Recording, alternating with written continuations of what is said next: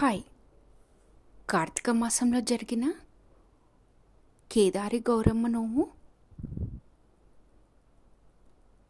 ఉమామహేశ్వర వ్రతం. నాట్యము చేసెను. అప్పుడు సకల దేవతలకు మిగులు హాస్యము జనించును. అటువంటి ఆశ్చర్యకరంబగు హాసము వలన అప్పుడు పర్వత గుహలు నిండునట్టు గొప్ప కలకల ధ్వని కలిగెను.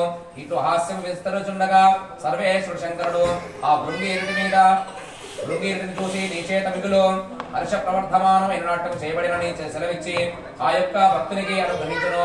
అంతటా నా భృంగిరుటి శివానుగ్రహం కలుగుట వలన అతను ప్రీతుండై సకల విధములచే గౌరవింపడి సమహి చిత్తుండై వినయంతో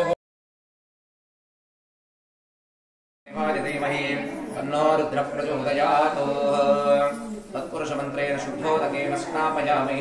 పంచామృతం శుక్రమసే జ్యోతిరసే తేజోసి దేవో సవితోత్పన్నాః పవిత్రేణ పవిత్రేణ వసో సూర్యశ్ర.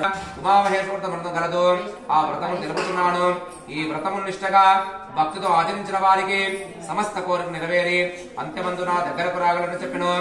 ఆ పరమేశ్వరుడి మాటలు విని గౌతమును సందర్శించి ఓ సదాశివ ఈ వ్రతమును ఏ విధంగా చేయవలను, అందులో క్రమం పెట్టిది, దాని వలన కలుగు ఫలమేమిటని ప్రశ్నించను. ఆ గౌతముని యొక్క